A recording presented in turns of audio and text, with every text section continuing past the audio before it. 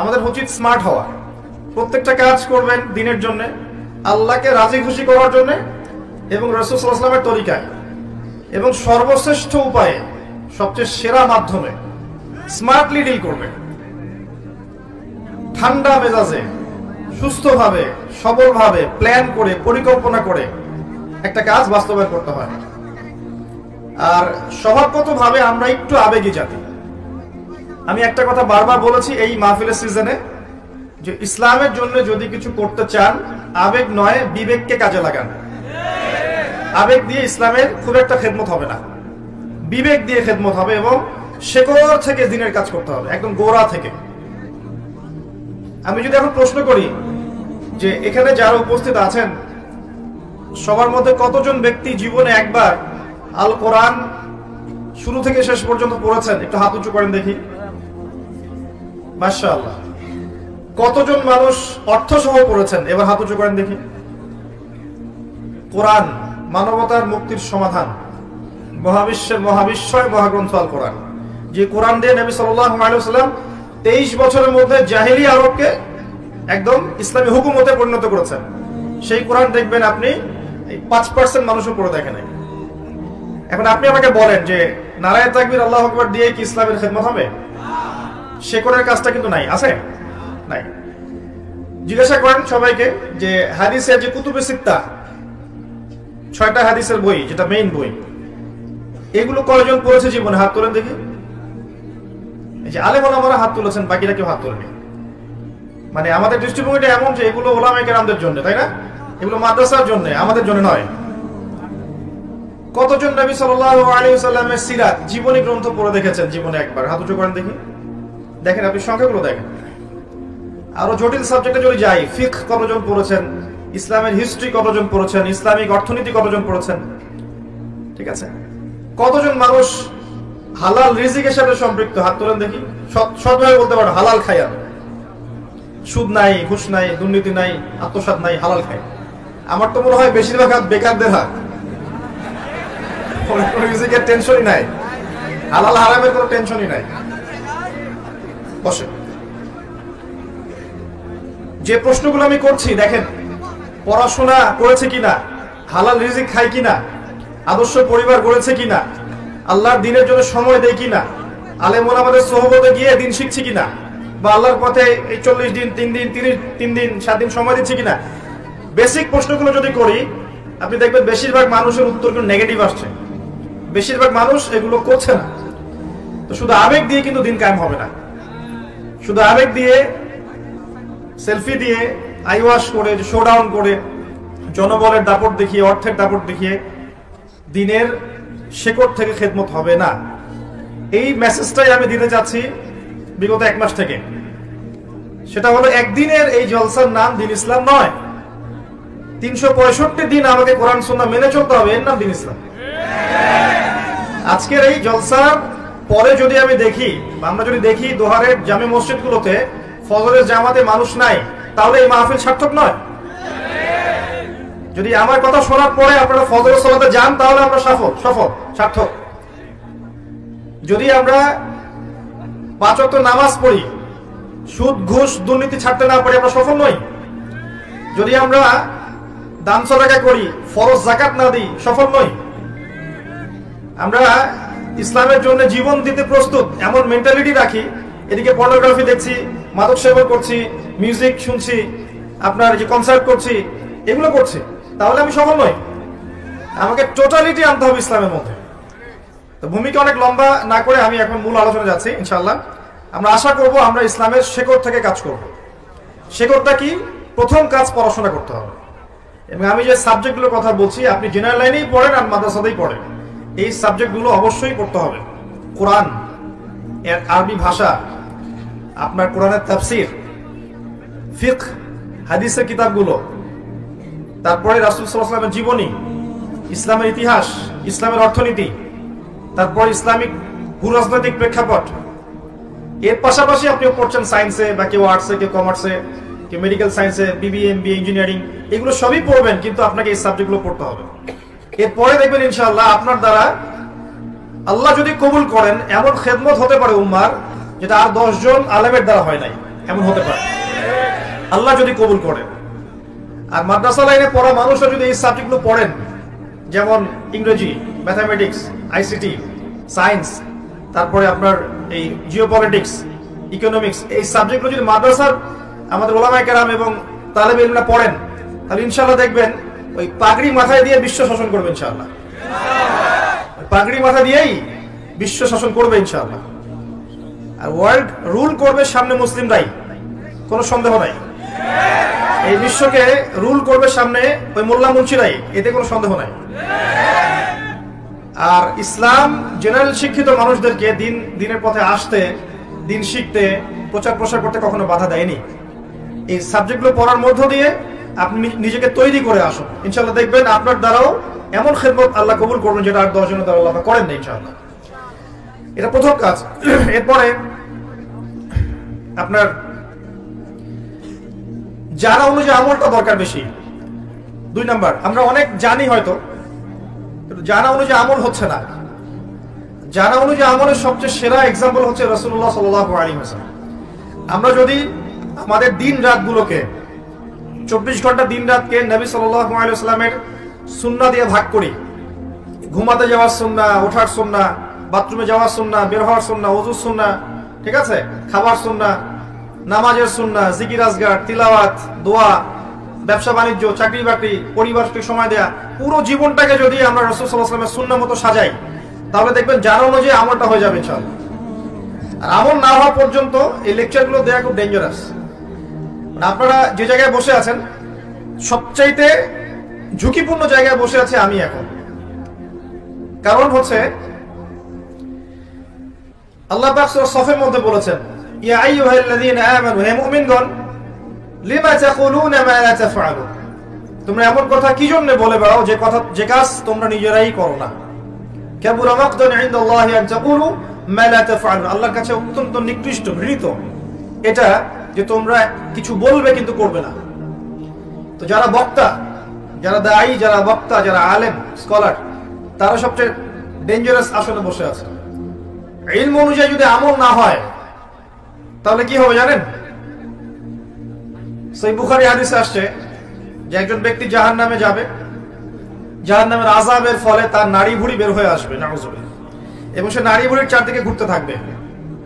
অন্য জাহান্নামীরা একত্রিত হয়ে তাকে জিজ্ঞাসা করবে যে আলাস্তা কুনতা তা'মুরুনা বিল মা'রুফ ওয়া তানহাউনা আনিল মুনকার, তুমি কি পৃথিবীতে মানুষকে সৎ কাজের আদেশ করতে না, অসৎ কাজে নিষেধ করতে না? ফামা বালুক, তোমার কি হয়েছে আজকে? সেই ব্যক্তি বলবে যে আমি মানুষকে সৎ কাজের আদেশ করতাম ঠিকই, কিন্তু আমি নিজেই সেই কাজ করতাম না, নাউযুবিল্লাহ। আর আমি মানুষকে অসৎ কাজ থেকে নিষেধ করতাম, কিন্তু আমি নিজেই সেই কাজ করতাম। তো সবচেয়ে ঝুঁকিপূর্ণ চেয়ারে কে বসে আছে? এখন আমি বসে আছি। আর আপনি বিশ্বাস করেন, যারা আমরা এই চেয়ারে বসি তাদের মাঝে এমন অনেক মানুষ আছে যাদের কলিজাগুলো যদি আল্লাহ পাক বের করে দেখাতেন, তাহলে দুর্গন্ধে আমার লেকচার শুনতে আসতেন না। কথা বুঝতে পারেন নাই না?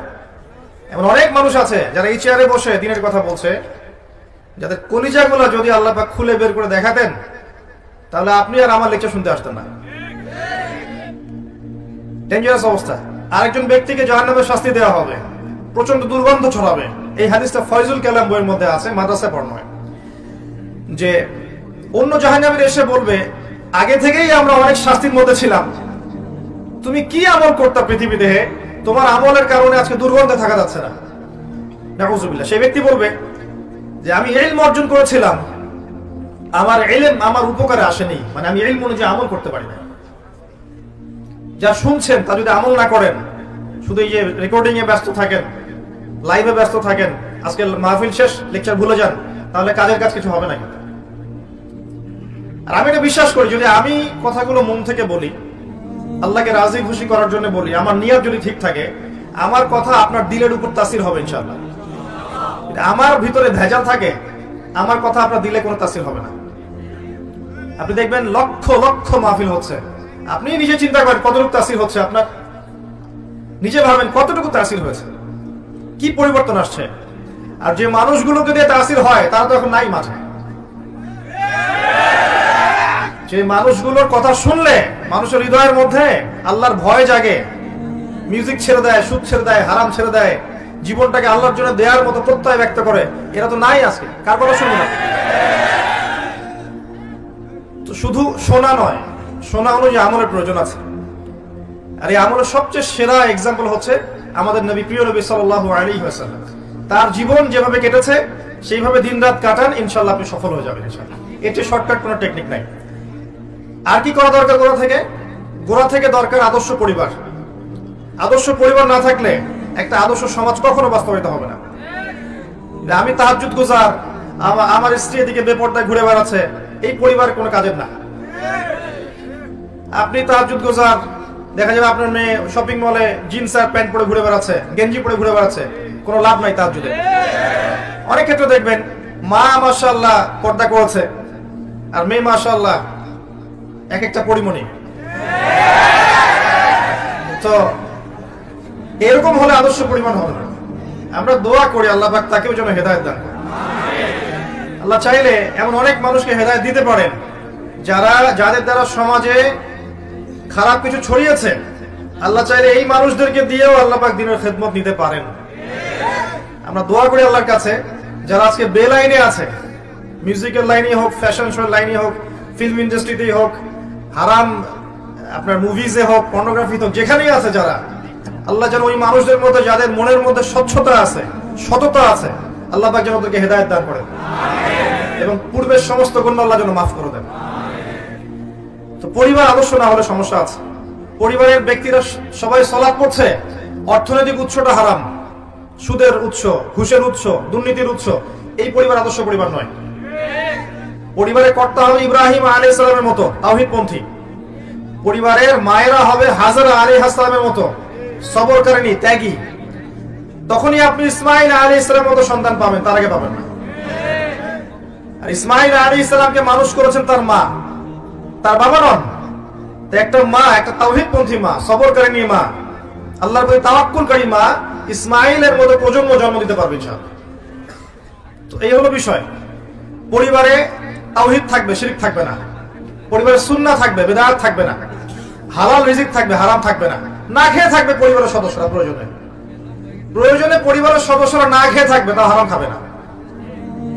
ছোট্ট একটা জব করবে, মুদির দোকানে করবে, সবজি বিক্রি করবে, তারপরও সুদের সাথে সম্পৃক্ত হবে না। এই হলো পরিবার। আর যতই দাড়ি টুপি পাগড়ি জুব্বা আমি রাখি না কেন, আমার কপালে সেজদার দাগ আছে, ইবাদতের জীবনে আমি পাক্কা মুসল্লি, আর অর্থনৈতিক জীবনে গিয়ে যদি পাক্কা সুদখোর হই, ওই ইবাদত আল্লাহর কাছে কবুল হবে না। শেষ বয়সে গিয়ে 10টা চিল্লা দিয়ে আর 10টা উমরা করে আর 10 বার হজ করে আলহাজ টাইটেল লাগিয়ে কোনো লাভ নাই, কারণ আপনার রিজিকের সোর্সটা হারাম। পরিবারের আদর্শটা হবে আদর্শ পরিবার। এবং আল্লাহ পাক খুব শক্ত করে সূরা তাহরিমের মধ্যে 6 নম্বর আয়াতে আদেশ করেছেন, ইয়া আইয়ুহাল্লাযীনা আমানু কু আনফুসাকুম ওয়া আহলিকুম নারা। নিজেরা জাহান্নামের আগুন থেকে আগে বাঁচো, পরিবার বর্গকে বাঁচাও। নতুন প্রজন্ম যখন আসবে পরিবারে, প্রজন্মটা হবে আল্লাহর জন্য জীবন দেয়া প্রজন্ম। তারা এমন ভাবে গড়ে উঠবে, ছোটবেলা থেকেই হিফজ করে ফেলবে, আরবিক ল্যাঙ্গুয়েজ শিখবে, বড় বড় ওলামা ইকরামদের সোহবতে গিয়ে বড় বড় মাদ্রাসায় পড়াশোনা করবে। আর জেনারেল লাইনে যদি পড়ে, এদিকে পড়লেও এর বেসটা হবে ইসলামিক। এমন করে আমার পরবর্তী প্রজন্ম করতে হবে। পরিবারে যদি কন্যা সন্তান আসে, ছোট থেকে ওকে হিজাব শেখাতে হবে, ছোট্টবেলা থেকে, এবং জীবনের উদ্দেশ্য শেখাতে হবে। বাচ্চাকে জিজ্ঞাসা করা হবে, বাবা তোমার জীবনের লক্ষ্য কি? ও যেন এক বাক্যে বলে জান্নাত, আমার জীবনের লক্ষ্য হচ্ছে জান্নাত। এটা শেখাবেন বাচ্চাদেরকে। এখনকার ইয়াংদেরকে জিজ্ঞাসা করেন এইম ইন লাইফ কি, বলতে পারবে না। হাইয়েস্ট হলে বলবে একটা চাকরি, বিসিএস ক্যাডার হতে চাই, সরকারি জব চাই, বড় ব্যাংক সেক্টরে জব চাই, হ্যাঁ, একটা বড় বাড়ি করতে হবে, পলিটিক্যাল পাওয়ার অ্যাচিভ করতে চাই, গাড়ি দরকার, জমি দরকার, সমাজে আমাকে দাঁড়াতে হবে নিজের পায়ে, আমার স্ট্যাটাস দরকার। এটা হচ্ছে লাইফের এইম। এটা শেখানো হয়েছে আর কি, একটা বস্তুবাদী চেতনা শেখানো হয়েছে যে দুনিয়ার জীবনটাই একটাই জীবন, পরকালের জীবনে লা ইলাহা ইল্লাল্লাহ পড়লেই মাফ, এরকম একটা কনসেপ্ট আছে আমাদের মধ্যে। এই কারণে দুনিয়ার জীবনে যা ইচ্ছা তাই করছি, আর পরকালে আশা করছি যেহেতু তাওহীদের উপর আছি, লা ইলাহা ইল্লাল্লাহ কালিমা পড়েছি, আমি জান্নাতে চলে যাব। তাহলে পাপের হিসাব কে দিবে? শিরকের, বিদআতের, হারামের হিসাব কে দিবে? অন্যের হক নষ্ট করার হিসাব কে দিবে? এগুলো বুঝতে হবে। আল্লাহ পাক আমাদের পরিবারগুলোকে আদর্শ পরিবারে রূপান্তরিত করুন, আমিন। এরপরে প্রয়োজন, রুট লেভেল থেকে প্রয়োজন আপনার হালাল রিজিক, যেটা আমি বলে দিলাম একটু আগে, যে রিজিকটা যেন হালাল হয়। ছোট্ট একটা জব করেন, ছোট্ট একটা বেসরকারি জব হোক, সরকারি জব হোক, সততার সাথে করেন, হারামে যায় না, অল্পতে তুষ্ট থাকেন, ইনশাল্লাহ দেখবেন অল্প ইবাদত পরকালে নাজাতের জন্য যথেষ্ট হয়ে যাবে ইনশাল্লাহ। যখনই আপনি শুনে যাবেন বারাকা কমে যাবে। ওইটা মায়ের সাথে জেনা, ওইটা হচ্ছে আল্লাহ এবং তার রাসূলের সাথে যুদ্ধ করার মতো পাপ। যখনই ঘুষে যাবেন অন্যের হক নষ্ট করা হবে, আর অন্যের হক কিয়ামতের মাঠে বুঝিয়ে দেওয়া যাবে না। নবী সাল্লাল্লাহু আলাইহি ওয়াসাল্লাম একদিন বলেছিলেন, তোমরা কি বলতে পারো সবচেয়ে মিসকিন কোন ব্যক্তি? সাহাবীরা বলেন আল্লাহু ওয়া রাসূলুহু আ'লাম, আল্লাহ এবং তার রাসূল ভালো জানেন। নবী সাল্লাল্লাহু আলাইহি ওয়াসাল্লাম বলেন মিসকিন হচ্ছে সেই ব্যক্তি যে ব্যক্তি কিয়ামতের মাঠে নামাজ, রোজা, হজ, যাকাত সব নেকি নিয়ে উঠবে, কিন্তু দেখবে অন্যের হক নষ্ট করার কারণে পাওনাদাররা দাঁড়িয়ে আছে এবং তাদের হক পরিশোধ করতে হবে। কিভাবে পরিশোধ করবে? নিজের নেকি তাদেরকে দিতে হবে। নেকি দিতে দিতে শেষ হয়ে গেলে তাদের গুনাহ তার আমলনামায় যুক্ত করা হবে। এর ফলে এই ব্যক্তি যাবে জাহান্নামে, ওই ব্যক্তিরা চলে যাবে জান্নাতে। তাহলে যে প্রফেশনের মধ্যে অন্যের হক নষ্ট করার বিষয় আছে, এখান থেকে অনতি বিলম্বে তওবা করতে হবে এবং অন্যের হকটা দ্রুত ফিরিয়ে দিতে হবে। একটা টাকা হলেও ফিরিয়ে দিয়ে মরতে হবে, তারপরে হবে ইনশাআল্লাহ হালাল রিজিক। এমনকি খেয়াল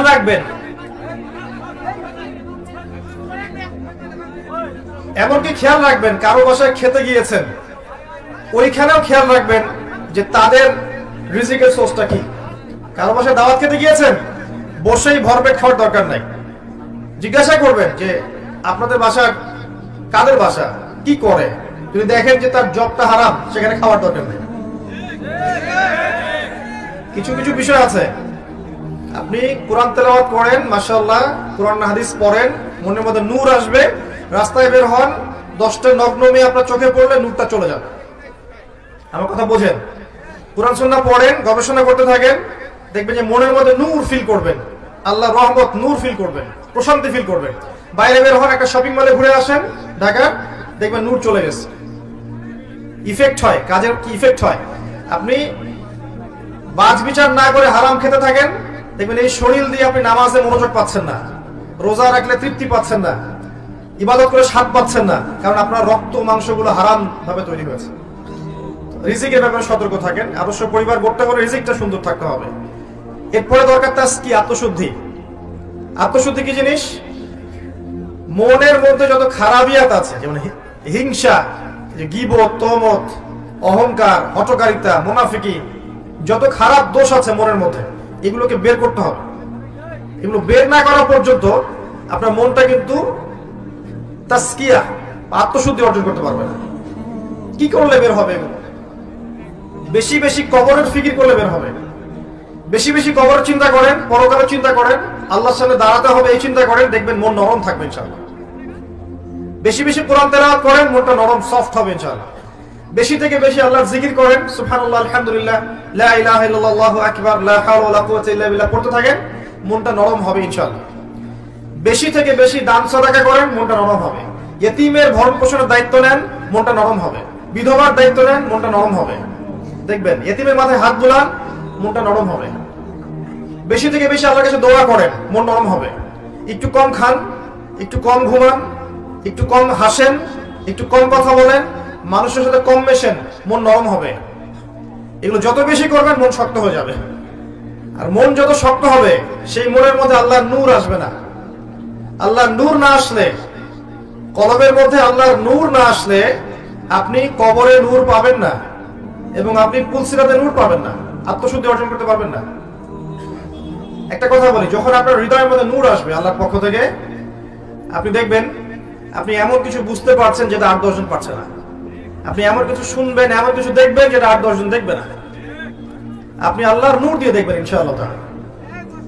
আল্লাহ পাক আমাদেরকে নূর অর্জন করার তৌফিক দান করুন। রব্বানা আতমিম লানা নূরানা ওয়াগফির লানা ইন্নাকা আলা কুল্লি শাইইন কাদির। আপনি এখন এই কথা শুনছি, এদিকে একটু আপনারা বসে পড়েন প্লিজ, আল্লাহর ওয়াস্তে বসে পড়েন, আল্লাহর ওয়াস্তে বসে পড়েন।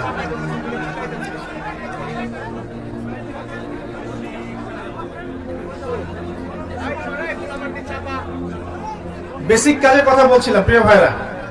এক নাম্বার বলেছি ইলম অর্জন করা। দ্বীনের জন্য কিছু করতে চান, আগে পড়াশোনা করেন, জ্ঞান অর্জন করেন, এবং সিলেবাস গুলো বলেছি এই বইগুলো আপনাদেরকে পড়তে হবে, এই সাবজেক্টগুলো পড়তে হবে। 2 নাম্বার কাজ ইলম অনুযায়ী আমল করা। তার জন্য নবী সাল্লাল্লাহু আলাইহি ওয়াসাল্লামের সুন্নাহ ফলো করতে হবে প্রতিদিন প্রতি রাত। 3 নাম্বার কাজ আদর্শ পরিবার গড়া। এর ব্যাপারে আমি অল্প কিছু কথা বলেছি। আদর্শ পরিবার গড়ার জন্য যা যা করণীয় আমাদেরকে করতে হবে। পরিবারে তাওহীদ থাকবে, সুন্নাত থাকবে, তালিম থাকবে, কোরআনের তেলাওয়াত থাকবে, পরিবারের লোকজন হবে নামাজি, পর্দানশীল এবং আপসে মিল মহব্বত থাকবে। আদর্শ পরিবার করতে হবে। তারপরে বলেছি 4 নাম্বার হালাল রিজিকের কথা, আর 5 নম্বরে গিয়ে বলেছি আত্মশুদ্ধি অর্জনের কথা। আরেকটা কথা বলবো, শুধু বেসিক কাজ, সেটা হলো আল্লাহ পাক প্রত্যেকটা মানুষকে কিছু না কিছু পটেনশিয়াল দিয়েছেন। কেউ হয়তো ভালো বলতে পারেন, কেউ ভালো লিখতে পারেন, কেউ হয়তো ভালো অ্যাসোসিয়েট করতে পারেন, কেউ বিভিন্ন প্রজেক্ট লঞ্চ করতে পারেন। এক এক মানুষকে আল্লাহ পাক এক এক পটেনশিয়াল দিয়েছেন।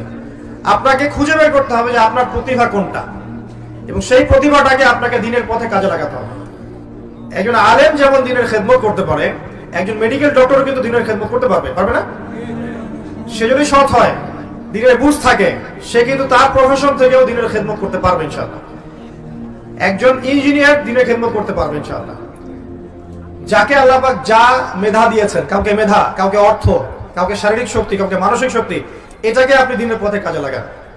এতিমের একটা প্রজেক্ট করেন, বিধবাদেরকে নিয়ে প্রজেক্ট করেন, আপনি অসহায় নারী শিশুদেরকে নিয়ে কোনো প্রজেক্ট করেন, মানবতার কল্যাণে কোনো প্রজেক্ট করেন, একটা মাদ্রাসা করেন, একটা মসজিদ করেন, একটা ইসলামিক কোনো সংগঠন করেন, কিছু একটা করেন যেটাতে আপনার দ্বীনের পথে এগিয়ে যাওয়া সহজ হয় এবং উম্মার খেদমত হয়, কল্যাণ হয়। ইনশাআল্লাহ দেখবেন এই ছোট্ট ছোট্ট খেদমত গুলো ভবিষ্যতে বড় বিজয় নিয়ে আসবে ইনশাআল্লাহ তাআলা। এগুলো বেসিক কাজ। এগুলো আগে কেন বললাম? বিকজ এই কাজগুলো না করে আমরা যদি শুধুমাত্র আবেগী হই, শোডাউন করি, আইওয়াশ দেখাই, ঠিক আছে, আত্মহমিকায় ভুগি, আমরা অনেক জনসংখ্যা আমাদের অনেক বেশি, এগুলোতে ফখরে ভুগি, কি বলে ভুগি, তাহলে দেখবেন দিন দিন ইসলামের জমিন সংকুচিত হয়ে আসবে। এবং যেটা হচ্ছে আর অনেকে বলবেন যে কই হচ্ছে, আমি তো দেখতে পাচ্ছি না। আপনি 2 চোখ দিয়ে দেখেন, বাহ্যিক চোখ না, ভেতরের চোখ দিয়েও দেখেন। প্রচুর কথা হচ্ছে, আমি মনোযোগ হারাচ্ছি। দেখেন, আমি মনোযোগ হারালে কিন্তু লেকচারটা আপনি তো আমাকে দিতে পারবো না। আমি কিছু চিন্তা করে এসেছি বলার জন্য, মনোযোগ ব্যাহত হয় বারবার, তাহলে আপনারা ক্ষতিগ্রস্ত হবেন। আল্লাহর রাস্তায় বসেন, আমরা হয়তো আর 1 ঘন্টা কথা বলবো, হাইয়েস্ট 1 ঘন্টা সবর করেন আল্লাহর জন্য। আল্লাহ পাক তৌফিক এনায়েত করুন, আমিন। তো আমরা সবাই চাই যে ইসলামের বিজয় হোক, আমরা সবাই জান্নাতে যাই, জাহান্নাম থেকে বাঁচি, তাই না? আমরা প্রত্যেকেই চাই আমরা আল্লাহর সন্তুষ্টি পাই।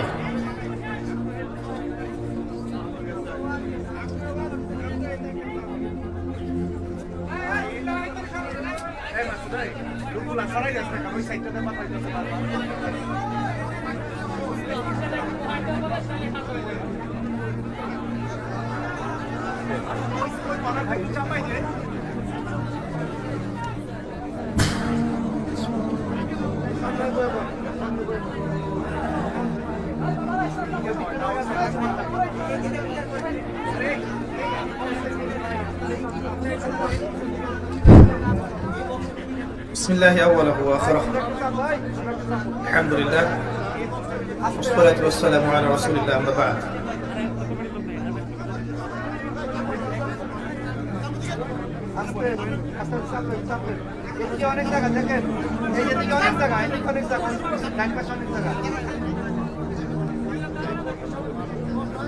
আপনারা বসেন প্লিজ, আর কেউ কথা বলবেন না, প্লিজ বসেন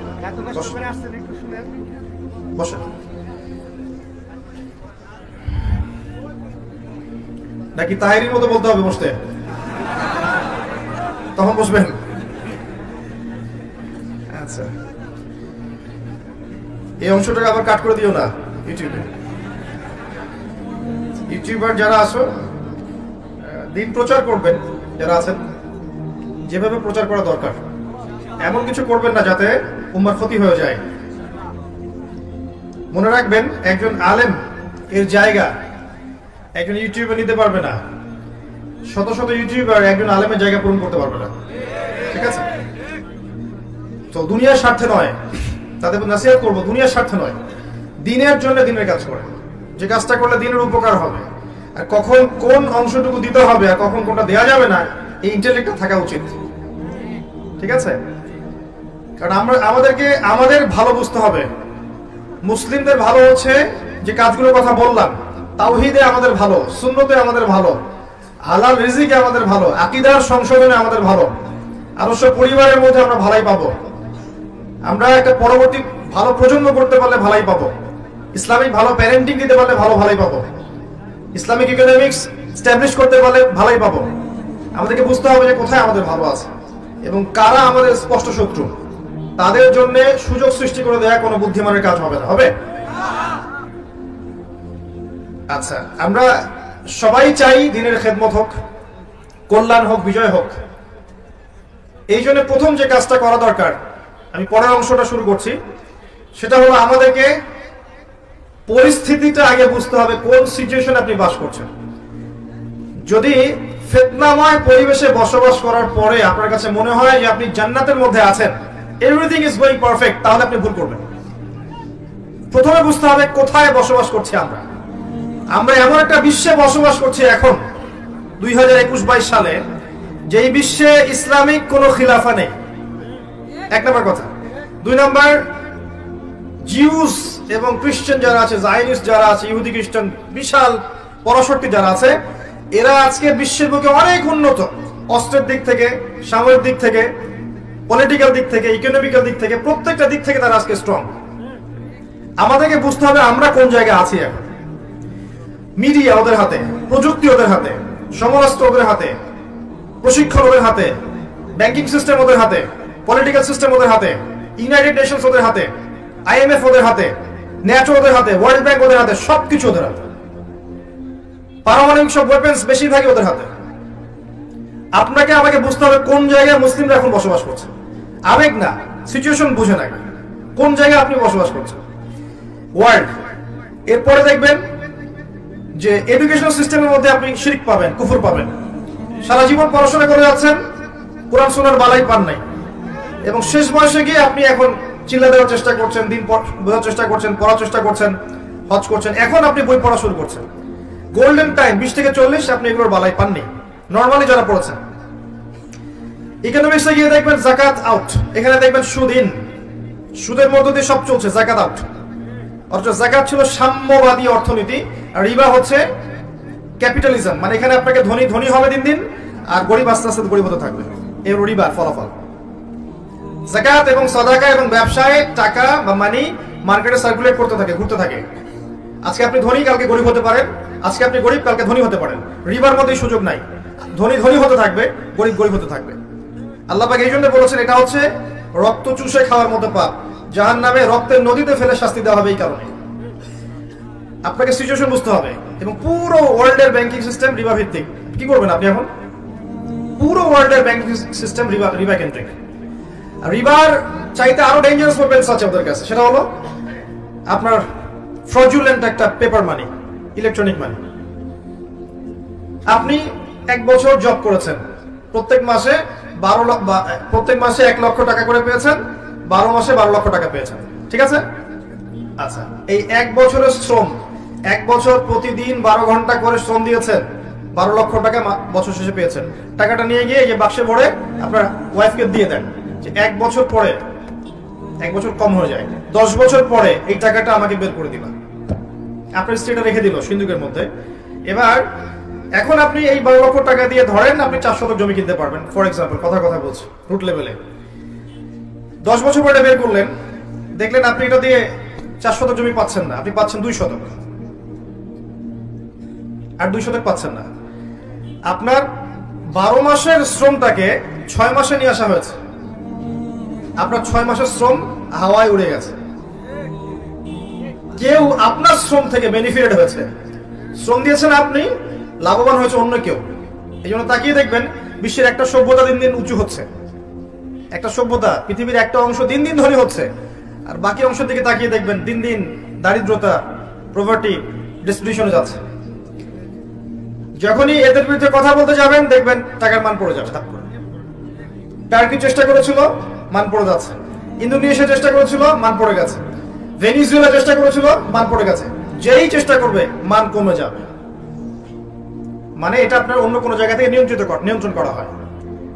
তা আপনি যদি এমন হতো যে আপনি 12 মাস জব করেছেন, 12 লক্ষ টাকা আপনাকে দেওয়া হয় নাই, আপনাকে 12,000 দিনার দেওয়া হয়েছে বা 12,000 দিরহাম দেওয়া হয়েছে।